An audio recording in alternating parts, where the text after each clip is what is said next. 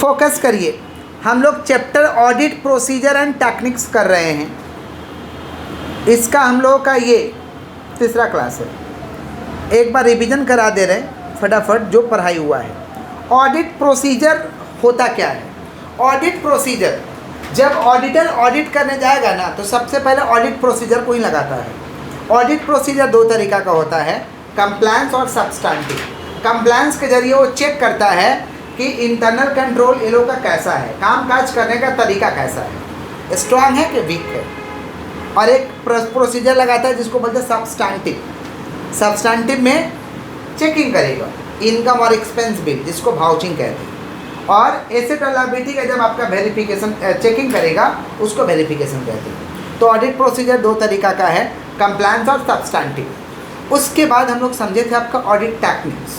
जिस मेथड के जरिए ऑडिटर एविडेंसेस को जुगाड़ता है उसको ऑडिट टेक्निक्स कहते हैं। माने methods of collecting evidences is called audit techniques. जिस जरिए, जिस तरीके से, समझ पा रहे हैं, जिस मेथड के जरिए वो क्या करेगा, प्रूफ को जुगाड़ करेगा, उसको ऑडिट टेक्निक्स कहते हैं। एविडेंसेस दो तरीका का था, इंटरनल एविडेंस, एक्सटर्नल एविडेंस। जो ऑर्गेनाइजेशन के अंदर बनते हैं उसको इंटरनल एविडेंस कहते हैं, जो ऑर्गेनाइजेशन के बाहर बनते हैं उसको हम एक्सटर्नल एविडेंस बोलते हैं। फिर पढ़े थे audit term and engagement. Auditor जब ऑडिट करने जाता है तो अपना टर्म एंड एंगेजमेंट को क्लियर कर देता है। कुछ भी करने से पहले अपना टर्म एंड एंगेजमेंट को क्लियर कर देना चाहिए। जैसे पढ़ाने से पहले आपका टर्म एंड एंगेजमेंट क्लियर है कि भाई सारे सब्जेक्ट को पढ़ाया जाएगा। अगर उसमें नहीं होगा तो आप पूछेंगे कि भाई काहे नहीं हो रहा, या क्लास मांगेंगे। समझ पा रहे हैं? तो ये टर्म एंड एंगेजमेंट है पढ़ाई का। वैसे ही ऑडिटर जब ऑडिट करने जाता है तो अपना टर्म एंड एंगेजमेंट को क्या करेगा, क्लियर कर देगा कि हम आपका स्टाफ नहीं है और अकाउंटिंग करना हमारा काम नहीं है, इंटरनल कंट्रोल को ठीक करना हमारा काम नहीं है, ये आपका मैनेजमेंट का काम है। हम सिर्फ और सिर्फ बुक्स ऑफ अकाउंट को क्या करने आए हैं, एग्जामिनेशन करने आए हैं और रिपोर्ट अपना बना के चल देंगे। ये होता है ऑडिट टर्म्स एंड एंगेजमेंट। उसके बाद में हम लोग समझे थे ऑडिट प्लानिंग। ऑडिट प्लानिंग में हम लोग समझे थे कि ऑडिटर ऑडिट करने से पहले क्या करता है, ऑडिट वर्क का एक ओवरऑल स्ट्रेटजी तैयार कर लेता है कि कैसे कैसे ऑडिट को करना है। इसको हम कहते हैं ऑडिट प्लानिंग। उसके तहत कुछ पॉइंट को लोग कवर करता है। पहला वो लोग इस्टेब्लिश करता है कि हम जिसका ऑडिट करने जा रहे हैं हम कब भरोसा कर लेंगे, जिसको हम कहते हैं establishing fix degree of Reliance. Establishing fix degree of Reliance. तो ऑडिट प्लानिंग क्या है भैया? Audit planning is the overall strategy of audit work. Audit work का ओवरऑल स्ट्रेटजी को क्या कहते हैं? Audit plan. कोई भी काम करने से हमें प्लानिंग कर लेना चाहिए, वैसे ही ऑडिट का काम करने से पहले ऑडिटर प्लानिंग कर लेता है, इसको हम ऑडिट प्लान कहते हैं। उसके बाद पढ़े थे audit program. Audit program is a details layout of audit plan. Audit plan का डिटेल्स लेआउट को हम कहते हैं ऑडिट प्रोग्राम। समझ रहे हैं? लिखवाए थे कि it is a detail plan of the auditing work. ये ऑडिट प्रोग्राम जो होता है ये डिटेल प्लान होता है ऑडिटिंग वर्क का, कि कैसे कैसे हमें ऑडिटिंग वर्क को करना है, उसको हम कहते हैं ऑडिट प्रोग्राम। कुछ भी करने से पहले हम लोग प्रोग्राम बनाते हैं। जैसे एग्ज़ाम करने से पहले, एग्ज़ाम देने से पहले एग्ज़ाम का प्रोग्राम बनाते हैं। समझ पा रहे हैं? प्रोग्राम बनाते हैं कौन से सब्जेक्ट को कितना दिन टाइम देना है। फिर उसमें हम लोग प्लान करते हैं कि कौन सा चैप्टर पढ़ना है, कौन सा चैप्टर नहीं पढ़ना है। चैप्टर के अंदर प्लान घुस के करते हैं कि कौन सा क्वेश्चन को पढ़ना है, कौन सा क्वेश्चन को छोड़ना है, कौन सा क्वेश्चन को चिट ले जाना है। ये सारे के सारे एग्ज़ाम प्लान होते हैं। समझ रहे हैं? तो एग्ज़ाम प्रोग्राम बना है, वैसे ऑडिट प्रोग्राम बना होता है। उसके अंदर क्या होता है? Audit plan.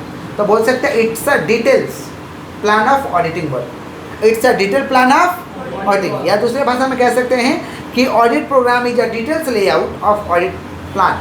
Audit program is a details layout of audit plan. इसको हम कह रहे थे audit programme.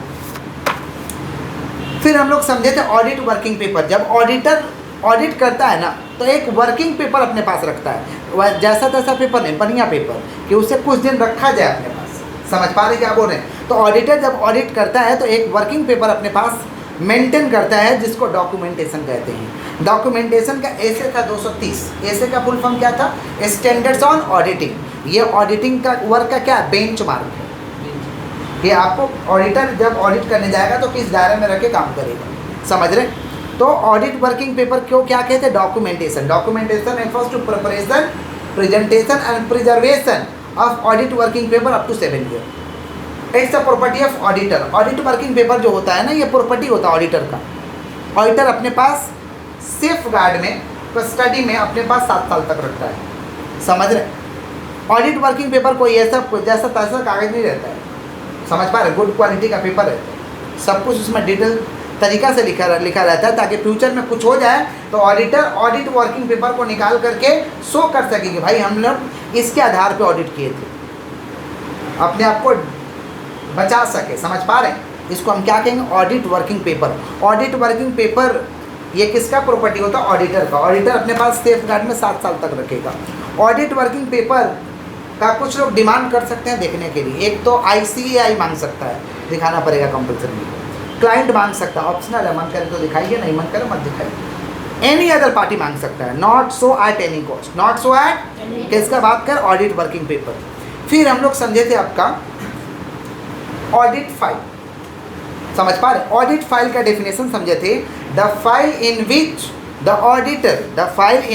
Auditor preserves audit paper is known as audit file. Is known as माने ऐसा फाइल जिसमें ऑडिटर क्या करता है, पेपर को, ऑडिट पेपर को प्रिजर्व रखता है, उसे क्या कहते हैं, audit file.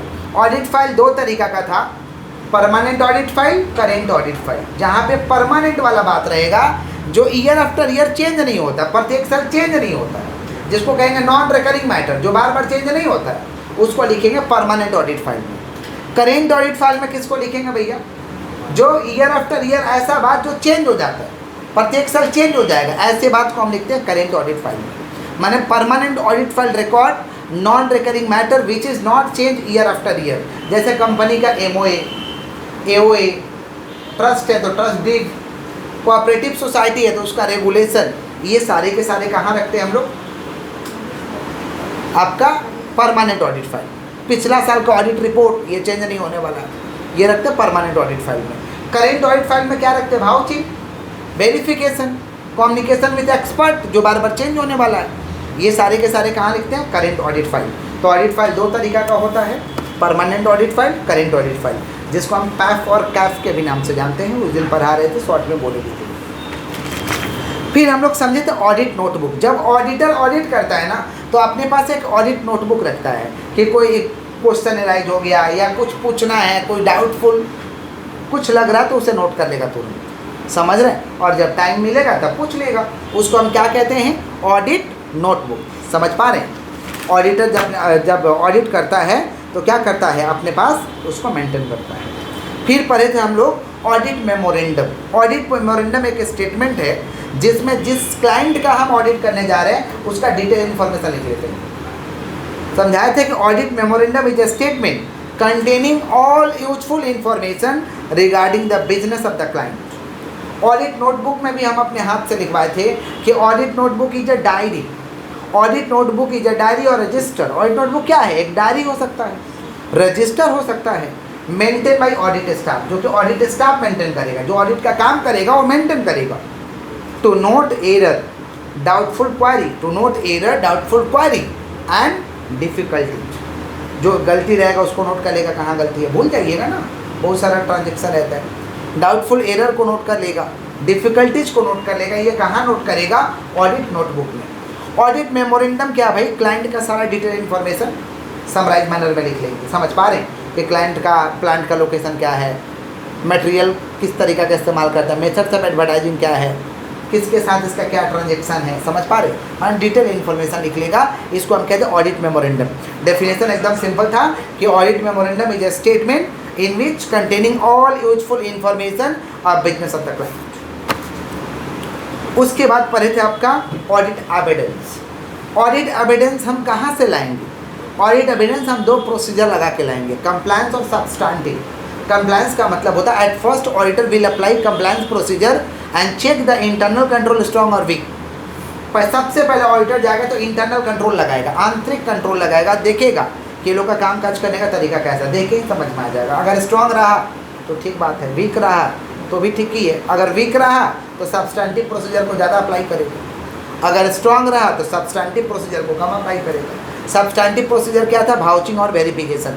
भाउचिंग refers to checking asset and income and expense, income and income और एक्सपेंस बिल को चेक करेंगे, उसको वाउचिंग कहते हैं। Verification refers to checking asset and liability. और एक चीज़ और चेक करेगा जिसका नाम था analysis of key financial ratio. Key financial ratio को चेक करेगा कि भाई बिजनेस का गोइंग कंसर्न है या नहीं, कहीं बिजनेस ऐसा तो नहीं कि डूब जाएगा। इसको हम कहते हैं analysis of key financial ratio. तो ऑडिट एविडेंसेस इस तरीक़ा से जुगाड़ करता है, समझ रहे हैं। उसके बाद में हम लोग पढ़े थे आपका रूटीन चेकिंग। रूटीन चेकिंग का मतलब होता है, routine checking means checking of day to day transaction, या routine checking is the day to day checking of the transaction. जब डेली के ट्रांजेक्शन को चेक करेंगे उसको हम कौन सा चेकिंग कहते हैं, रूटीन चेकिंग। लिखवाए थे आपको बुक में कि routine checking is the checking of daily transaction of business. Daily का बिजनेस का जब ट्रांजेक्शन चेक करेंगे, पर डे चेक करेंगे, उसको हम कौन सा चेकिंग कहते हैं, रूटीन चेकिंग। पर डे क्या चेक करेंगे, ठीक से जोड़ा गया कि नहीं, ठीक से पोस्टिंग हुआ है कि नहीं, समझ पा रहे, ठीक से अगला पेज में कैरी फॉरवर्ड हुआ है कि नहीं, समझ रहे क्या बोले कि नहीं समझ रहे, ठीक से सारे ट्रांजेक्शन को रिकॉर्ड किया गया कि नहीं, सारे ट्रांजेक्शन वाउचर में चढ़ा है कि नहीं चढ़ा है, ये सारे के सारे कहाँ चेक करेंगे, रूटीन चेकिंग।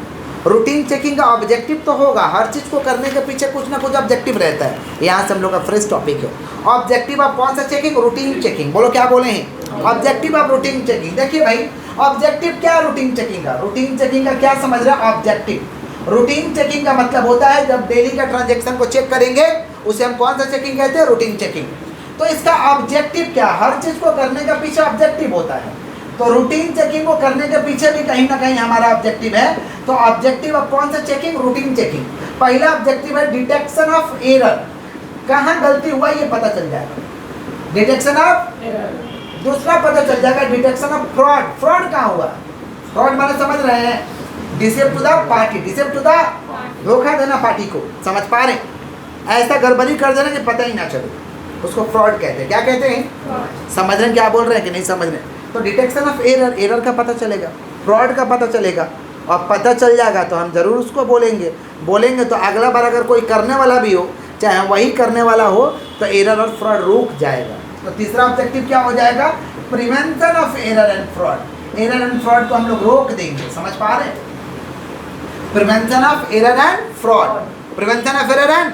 तो पहला क्या भैया, डिटेक्शन ऑफ एरर, एरर पकड़ा जाएगा, फ्रॉड पकड़ा जाएगा, पकड़ा जाएगा तो लोगों के मन में डर भी हो जाएगा कि ये भाई पकड़ ले रहेगा, मत करो, समझ पा रहे, डर रहेगा तो काम गलत काम होता है, प्रिवेंट हो जाता है, मैंने गलत होने वाला है तो उसे रोक दिया गया सिस्टम से। इसको हम कहते हैं prevention of error and fraud, prevention of, समझ पा रहे हैं कि नहीं समझ पा रहे हैं, बोलिए प्रिवेंशन ऑफ एरर एंड। जैसे समाज में तो अगर पुलिस स्टेशन नहीं रहा तो झगड़ा डेली होता, क्योंकि हर बात पर तो झगड़ा होता ही है, मारपीट हो जाता है, लेकिन लोग मारपीट नहीं करते हैं, बहुत सारे लोग डरते हैं कि पुलिस केस हो जाएगा, ये हो जाएगा, तो कहीं ना कहीं झगड़ा को रोक दिया, बचा दिया, प्रिवेंट कर दिया। तो वैसे रूटीन चेकिंग करिएगा तो आपका गलती और जो फ्रॉड होने वाला है उसको रोक दिया जाएगा, समझ पा रहे।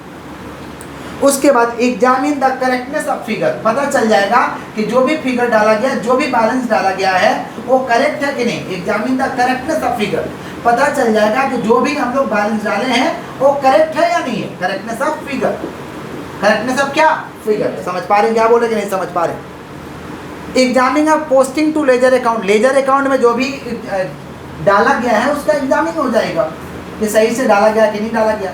एग्जामिन टू पोस्टिंग ऑफ कौन सा अकाउंट भैया, लेजर अकाउंट, कौन सा, लेजर में जो भी पोस्टिंग हुआ है उसका ठीक से हुआ है या नहीं हुआ है, ये आपको पता चल जाएगा। तो ऑब्जेक्टिव क्या है रूटीन चेकिंग का भैया, detection of error, detection of, दूसरा detection of fraud, prevention of error and fraud, और क्या, examine the correctness of figure, और क्या, examine to posting of ledger account, समझ पा रहे, पोस्टिंग पता चल पाएगा, जो डालते हैं उसको पोस्टिंग कहते हैं कि सारा चीज़ पोस्टिंग हुआ है या नहीं हुआ है।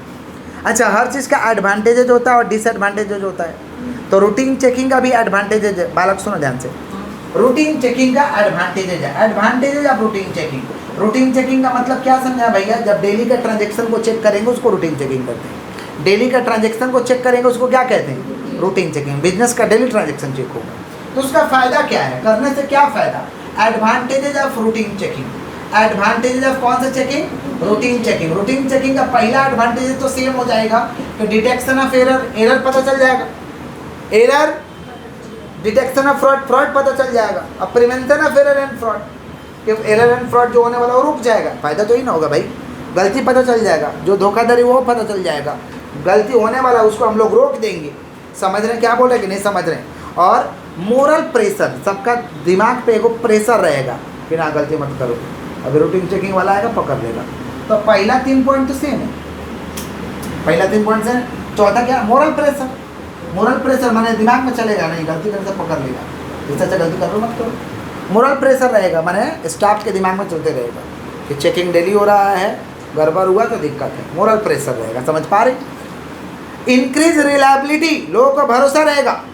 इंक्रीज रिलायबिलिटी एंड समझ पा रहे, fairness of financial statement, financial statement पे लोग भरोसा करेंगे अगर रूटीन चेकिंग होता है तो। Increase reliability on financial statement, लोगों को भरोसा बढ़ जाएगा। डेली चेकिंग करिएगा ना तो लोगों का भरोसा बढ़ जाएगा। इंक्रीज क्या भैया, reliability on financial statement. Clear है क्या? ये क्या है, एडवांटेज। हर चीज़ का एडवांटेज है तो डिसएडवांटेजेस भी है। तो रूटीन चेकिंग का डिसएडवांटेजेस क्या है? रूटीन चेकिंग का डिसएडवांटेजेस क्या है? डिसएडवांटेजेस है कि भैया मोनोटोनस, डेली एक ही काम बार बार करिएगा तो थोड़ा दिक्कत होता है। मोनोटोनस वर्क, कौन सा बोलिए, मोनोटोनस। कौन सा, मोनोटोनस है। समझ। डिसएडवांटेजेस क्या है भैया, मोनोटोनस है, लोग बोर हो जाते हैं जॉब से, अपने काम से लोग बोर हो जाएंगे, उसको कहते हैं मोनोटोनस। समझ रहे। दूसरा क्या हो जाएगा inability to detect all types of error and fraud, सारे तरीका का एरर फ्रॉड आप नहीं खोज सकते हैं। रूटीन चेकिंग से हर तरीका का एरर फ्रॉड नहीं खोजा जा सकता। इनएबिलिटी, समझ पा रहे, बुद्धि में जा रहा है। Inability to detect all types, inability to detect all types of error and fraud, all types of error and fraud, सारे तरीका का एरर एंड फ्रॉड को हम नहीं ढूंढ सकते, सारे तरीका का एरर एंड फ्रॉड को हम ढूंढ नहीं सकते। समझ पा रहे हैं क्या बोले, ये है हमारा दिक्कत। उसके बाद हमारा है inability to detect planned fraud. Planned fraud माने प्लान करके फ्रॉड किया गया है, दिमाग से फ्रॉड किया गया, वो नहीं चेक हो पाएगा। Inability to detect planned fraud, inability to detect, कौन सा बोलिए, inability to detect planned fraud, planned fraud को आप नहीं खोज सकते हैं, जो प्लान करके फ्रॉड किया गया हो उसे आप नहीं खोज सकते हैं। ये डिसएडवांटेजेस है। तो डिसएडवांटेजेस क्या, monotonous, inability to detect all types of error and fraud, inability to detect plan fraud. Clear, ये सब डिसएडवांटेजेस है। किसका डिसएडवांटेजेस है, रूटीन चेकिंग। किसका? नेक्स्ट हम लोग का टेस्ट चेकिंग। टेस्ट चेकिंग का मतलब होता है, test checking means examining of transaction not 100%, माने examining of transaction less than 100%, less than, समझ पा रहे। टेस्ट चेकिंग जैसे डेली मम्मी लोग जब खाना बनाती है तो चावल का टेस्टिंग होता है कि भात बना है या नहीं बना, माने हो गया या नहीं हो गया, तो 1 या 2 या 5 निकाल कर उसमें से चेक कर लिया जाता है। ठीक है, माने ओके हो जाता है ना। तो वैसे सारा ट्रांजेक्शन को ऑडिटर को चेक करना पॉसिबल है क्या? सारे ट्रांजेक्शन को चेक करना पॉसिबल नहीं है, तो ऑडिटर टेस्ट चेकिंग करता है, कुछ आइटम को सेलेक्ट कर लेगा लार्ज नंबर ऑफ ट्रांजेक्शन में से और उसको चेक करेगा। समझ पा रहे, उससे पता चल जाएगा कि एरर एंड फ्रॉड है या नहीं। अगर एक ठो में भी एरर एंड फ्रॉड निकलेगा तो वो नंबर ऑफ ट्रांजेक्शन बढ़ा देगा, चेकिंग स्टार्ट कर देगा पूरा एकदम। समझ पा रहे, और नॉर्मल है तो ठीक है, नहीं चेक किया जाएगा। इसको हम क्या कहते हैं, टेस्ट चेकिंग। क्या कहते हैं, समझ पा रहे हैं क्या बोले कि नहीं समझ पा रहे हैं? तो साधारण भाषा में हम क्या कह सकते हैं, टेस्ट चेकिंग को हम लोग साधारण भाषा में क्या कह सकते हैं भाई? टेस्ट चेकिंग को हम लोग साधारण भाषा में आपका कह सकते हैं कि एग्जामिन फ्यू ट्रांजेक्शन या examination of few sample, examination of few sample taken from large number of transaction. Large number of transaction को कहते हैं पॉपुलेशन, ऑडिट के भाषा में क्या कहते हैं, पॉपुलेशन। नॉर्मल आप लोग पढ़िएगा तो पॉपुलेशन में जनसंख्या समझ जाइएगा, यहाँ बोलेगा large number of population, taken sample from large number of population. Population का मतलब ट्रांजेक्शन, पॉपुलेशन मतलब बहुत सारे पॉपुलेशन से क्या किया जाएगा, कुछ सेलेक्ट कर लिया जाएगा, उसका चेकिंग किया जाएगा। इसको टेस्ट चेकिंग और ऑडिट सैम्पलिंग के भी नाम से जानते हैं। टेस्ट चेकिंग या किस के नाम से, ऑडिट सैम्पलिंग। इसका ए से 530 है, ए से 530 है। हर ऑर्गेनाइजेशन को टेस्ट सैम्पलिंग टेस्ट चेकिंग तो करना ही चाहिए, क्योंकि खुद काम नहीं कर रहे हैं, कौन काम कर रहा है, आपका स्टाफ काम कर रहा है। समझ रहे हैं? तो पकड़ा जाइएगा, पकड़ाइएगा तो बढ़ा दिया जाएगा चेकिंग, पकड़ाइएगा तो बढ़ा दिया जाएगा। हर ऑर्गेनाइजेशन में टेस्ट चेकिंग करना चाहिए। जैसे हम लोग टेस्ट चेकिंग करते हैं, हम लोग का स्कूल में एडमिशन चलता है, तो एडमिशन चलता है तो तुरंत नंबर ऊपर तो सब आता डिटेल्स, तुरंत फ़ोन लगाया जाता है गार्जियन के पास, गार्जियन के पास, सर एडमिशन कराया था, कितना पैसा दिए थे। गार्जियन झूठ नहीं बोलेगा, तुरंत बताएगा स्टाफ कितना ले, तुरंत पकड़ा जाएगा। वहाँ अगर गड़बड़ हुआ तो पिछला सारा चेक कर दो, तुरंत धरा जाएगा। समझ पा रहे क्या बोले कि नहीं समझ पा रहे? इसको हम क्या कहते हैं? Test checking. क्या कहते हैं? करना चाहिए या नहीं करना चाहिए? हर ऑर्गेनाइजेशन को करना चाहिए। तो सबको करेंगे नहीं, एक से अगर सेटिस्फाइड होगा तो ठीक है, 2-4 कर लिए, अब उतना नहीं करेंगे। लेकिन 2-4 में गड़बड़ी निकल के मैंने पूरा गड़बड़ किया है, सबको चेकिंग करना स्टार्ट। समझ पा रहे? तो टेस्ट चेकिंग मीन्स 100% चेकिंग की लेस देन 100% चेकिंग।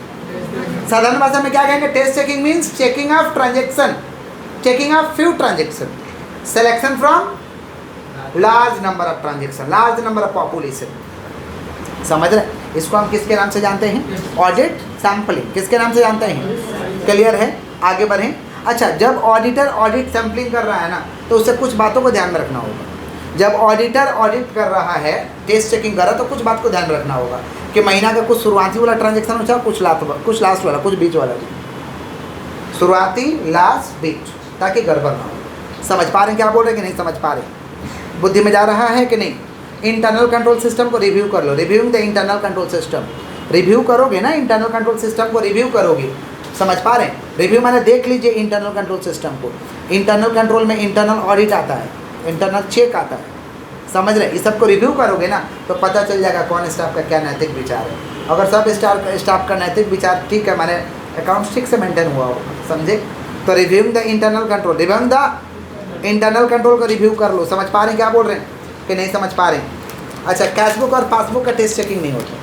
कैशबुक और पासबुक का टेस्ट चेकिंग तो बैंक का स्टेटमेंट आएगा, पता चल जाएगा। बैंक वाला थोड़ी ना गलत लिख के देगा। समझ पा रहे? कैशबुक और पासबुक का टेस्ट चेकिंग नहीं होता है, नहीं किया जाता। समझ पा रहे हैं क्या बोल रहे हैं कि नहीं समझ पा रहे? और कौन सा ट्रांजेक्शन को चेक करेंगे? Selected out of large number of population, selected out of large number of population. ठीक है, क्लियर है क्या? किसका बात कर रहे हैं हम लोग? Test checking. किसका? आगे बढ़ते हैं। Auditing in depth. Auditing in depth का मतलब होता है कि जब हम ट्रांजेक्शन सैंपल उठा लिए ना, जो भी हम सैंपल उठा लिए उसका जब हम जांच करेंगे ना, तो पूरा डेप्थ में करेंगे। ऑडिटिंग इन डेप्थ, ऑडिटिंग इन, समझ पा रहे हैं? ऑडिटिंग इन डेप्थ का मतलब होता है, it means checking the selected item, it means checking the selected item from origin to end. जो भी सेलेक्टेड आइटम है उसका जन्म लेने से लेकर के मरने तक का ट्रांजेक्शन चेक करेंगे, पूरा डिटेल में चेकिंग। समझ रहे? जो भी सेलेक्ट किए हैं उसका पूरा डिटेल में चेकिंग होगा। उसको हम क्या कहते हैं? Auditing in depth. क्या कहते हैं? समझ पा रहे हैं क्या बोल रहे हैं कि नहीं समझ पा रहे? ए बालक, समझ में आ रहा आपको? किसका बात कर हम लोग? Auditing in depth. जोर से बोलो। तो ऑडिटिंग इन डेप्थ का डेफिनेशन क्या हो जाएगा? Auditing in depth means checking of selected item, checking of from origin to in, from origin to, तो क्या बोलेंगे? Audit in depth means checking of selected item, checking of from origin to end. बोलो क्या बोले? Audit in depth means checking of selected item. Auditing in depth means checking of कौन सा item? Selected item, from origin to end, origin to शुरुआत से लेकर के अंत तक जब चेक करेंगे, इसको हम क्या कहते हैं? Auditing in depth. एक तो एग्जाम्पल दीजिएगा तो बेहतर तरीका से हम लोग को समझ में आएगा। समझ पा रहे? जैसे मान लीजिए परचेज का हम चेक कर रहे हैं, परचेज का कोई आइटम सेलेक्ट करनी है, तो परचेज का हम सबसे पहले देखेंगे कि भाई जो भी सामान किना गया प्रॉपर अथॉरिटी के द्वारा ऑर्डर था कि नहीं, प्रॉपर अथॉरिटी के द्वारा ऑर्डर था कि नहीं, उसका इनवॉइसेस कहाँ है, चालान कहाँ है, वाउचर में उसका एंट्री हुआ है या नहीं हुआ, जब खरीद के आया तो प्रॉपर अथॉरिटी के द्वारा उसे अप्रूव्ड किया गया या नहीं किया गया, अप्रूव्ड किया गया या नहीं किया गया। समझ पा रहे? फिर बुक्स ऑफ अकाउंट में करेक्टली रिकॉर्ड हुआ है या नहीं हुआ है। समझ पा रहे? इतना कुछ चेक करेंगे। इसको हम क्या कहते हैं? Auditing in depth. क्या कहते हैं? क्लियर है क्या? पक्का? तो साधारण भाषा में क्या कह सकते हैं? It means checking of selected item, it means checking of from origin to end, इसे क्या कहते हैं? Auditing in depth. नेक्स्ट है एनालिटिकल प्रोसीजर। सुनिएगा ध्यान से, एनालिटिकल प्रोसीजर क्या होता है? एनालिटिकल प्रोसीजर एक तरीका का स्टडी है। Analytical procedure is the study, बात नहीं, analytical procedure is the study of relationship among relevant financial and non financial data. Analytical procedure एक तरीका का स्टडी है जहाँ पे हम रिलेशनशिप को स्टडी करते हैं कि फाइनेंशियल डेटा और नॉन फाइनेंशियल डेटा का क्या रिलेशन है। फाइनेंशियल डेटा माने जो बुक्स ऑफ अकाउंट से संबंधित, जो पैसा वाला ट्रांजेक्शन से संबंधित है।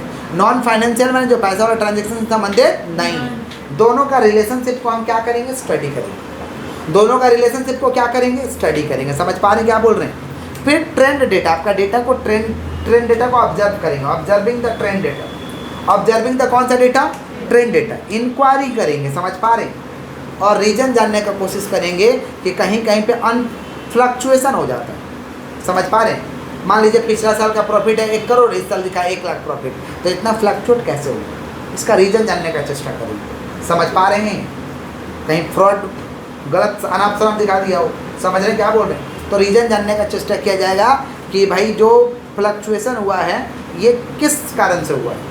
इसको हम कहते हैं एनालिटिकल प्रोसीजर। क्या कहते हैं, तो analytical procedure is the study, analytical procedure is the study of the relationship among financial and non financial data. Observing the trend को समझेंगे, समझ पा रहे हैं। क्वारी करेंगे, इंक्वायरी करेंगे, लोगों से पूछताछ करेंगे, समझ रहे हैं। कुछ ऐसा चीज़ जो गड़बड़ लग रहा है हमें, समझ पा रहे हैं, उसका और हम क्या करेंगे, लोगों से इंफॉर्मेशन लेकर के जांच करेंगे। इसको हम कहते हैं एनालिटिकल प्रोसीजर। क्या कहते हैं, तो analytical procedure books of account को तो जांचेगा ही जांचेगा, नॉन फाइनेंशियल डेटा को भी जांचेगा, पूछताछ करेगा आपसे, समझ पा रहे हैं, जानकारी लेगा आपसे, समझ रहे हैं। क्वारी करता है वो लोग, क्वेश्चनिंग करेगा, समझ पा रहे हैं। ऑडिटर के पास ये सब पूछने का एटीट्यूड होता है। जैसे पुलिस के पास जाइएगा तो आप पे भी सब करेगा, ओ बेटा तुम भी कुछ गड़बड़ देखते हैं ना। पुलिस के पास जाइएगा, आप पे भी, आप मान लीजिए केस किए हैं तो आप पे भी करेगा कि तुम तो कहीं गड़बड़ नहीं हो, समझ रहे हैं। दोनों पार्टी को सब करके देखता है, ठीक पता कर लेता है। तो वैसे ही ऑडिटर पूछेगा तो उसको शंका के दृष्टि से देखेगा, जिसको कहते हैं प्रोफेशनल स्केप्टिज्म। प्रोफेशनल माने फाइनेंशियल डेटा का तो जांच करेंगे, नॉन फाइनेंशियल डेटा का भी जांच करेंगे, उसको कहते हैं एनालिटिकल प्रोसीजर। क्लियर है क्या, क्लियर है। एनालिटिकल प्रोसीजर को करने का कुछ टूल्स है, टेक्निक्स है कि कैसे एनालिटिकल प्रोसीजर को किया जाएगा, समझ पा रहे हैं। पहला है ट्रेंड एनालिसिस किया जाएगा, आपका ट्रेंड को पढ़ा जाएगा कि इंक्रीजिंग ट्रेंड है कि डिक्रीजिंग ट्रेंड है, प्रत्येक साल प्रॉफिट बढ़ रहा, प्रत्येक साल सेल बढ़ रहा कि घट रहा, प्रॉफिट बढ़ रहा कि घट रहा, एसेट बढ़ रहा कि घट रहा, लायबिलिटी बढ़ रहा कि घट रहा, ये ट्रेंड से पता चलेगा। कुछ लोग होते हैं प्रत्येक साल बढ़ाते जाते हैं, कुछ ना कुछ ऐड होते जाते हैं, तो ट्रेंड एनालिसिस से पता चलेगा, समझ रहे हैं। उसके बाद क्या, टेस्टिंग करिए उसका बुक्स ऑफ अकाउंट वगैरह का, समझ पा रहे क्या बोल रहे हैं। रॉ मटेरियल वगैरह का टेस्टिंग कर लीजिए, रेशियो एनालिसिस चेक कर लीजिए। अगर किसी का भी पोजीशन जानना है तो रेशियो एनालिसिस को चेक कर लीजिए, जैसे ग्रॉस प्रॉफिट रेशियो चेक कर लीजिए, इन्वेंट्री टर्नओवर रेशियो चेक कर लीजिए कि उसके पास स्टॉक रहता है कि नहीं। ग्रॉस प्रॉफिट रेशियो से पता चल जाएगा प्रॉफिट वगैरह, समझ रहे हैं क्या बोल रहे हैं कि नहीं समझ रहे हैं। लिक्विडिटी रेशियो चेक कर लीजिए, किसके पास लिक्विड है या नहीं। लिक्विडिटी रेशियो गड़बड़ होगा तो कंपनी गड़बड़ हो जाएगा, समझ रहे हैं। तो रेशियो एनालिसिस को चेक कर लेंगे। सोर्सेस ऑफ इंफॉर्मेशन, समझ पा रहे हैं, इसका इंफॉर्मेशन जो स्रोत वगैरह है, जैसे बजट वगैरह, interim financial information, financial non financial information, है सबको भी चेक करेंगे, समझ रहे हैं। तो क्या है हम लोग का sources of information, sources of information. और लास्ट में क्या भैया, common size analysis, common size को भी हम लोग एनालिसिस करेंगे, समझ पा रहे हैं। ये सारे के सारे क्या है, टूल्स है, किसको, एनालिटिकल प्रोसीजर के। तो क्या क्या एनालिटिकल प्रोसीजर के टूल्स बोले हैं, पहला बोले ट्रेंड एनालिसिस, फिर रॉ मटेरियल वगैरह को चेक करेंगे कि कितना रीजनेबल है लोग, sources of information, ratio analysis, common size analysis, common size. आगे बढ़ते हैं। ऑडिटिंग इन डेप्थ तो हम लोग समझ ही लिए हैं। अब इस चैप्टर में पूछा जाता है, कुछ क्वेश्चन है जो सिलेबस में दिया गया है कि अगर किसी एजुकेशनल इंस्टीट्यूट को अगर आप स्पेशल ऑडिट करने जा रहे हैं या ऑडिट करने जा रहे हैं तो कौन कौन सा स्टेप्स को चेक किया जाएगा। कॉलेज का अगर करने जा रहे हैं या हॉस्पिटल का करने जा रहे हैं, समझ रहे हैं, तो आपको कौन, या होटल का करने जा रहे हैं तो आपको कौन कौन सा स्टेप चेक करना पड़ेगा, ये हम लोग को जानना है। आज की क्लास में सिर्फ और सिर्फ स्कूल वाला करेंगे, एजुकेशनल इंस्टीट्यूशन, कोई भी पढ़ाई लिखाई वाला संस्था का अगर हम लोग ऑडिट करने जा रहे हैं तो कौन कौन सा स्टेप्स उठाना पड़ेगा, कौन कौन सा स्टेप्स को चेक करना पड़ेगा। क्वेश्चन है, what special steps are involved in conducting the audit of an educational institution. एक एजुकेशनल इंस्टीट्यूशन का हम ऑडिट करने जा रहे हैं तो कौन कौन सा स्पेशल स्टेप्स हमें उठाना पड़ेगा? पहले तो एजुकेशनल इंस्टीट्यूशन जैसे स्कूल, कॉलेज, यूनिवर्सिटी, समझ पा रहे? स्कूल, कॉलेज, यूनिवर्सिटी, यही तो एजुकेशनल इंस्टीट्यूशन। एजुकेशनल इंस्टीट्यूशन या तो सोसाइटी एक्ट में चलता है जनरली, या तो ट्रस्ट एक्ट में चलता है। सोसाइटी एक्ट में चलता है या तो ट्रस्ट एक्ट में चलता है। ट्रस्ट एक्ट में चलता है तो उसका ट्रस्ट डीड होता है।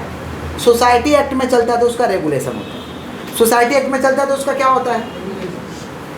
तो पहला जो मैटर होगा, सबसे पहले उसका ट्रस्ट डीड और रेगुलेशन को रीड करिए केयरफुली।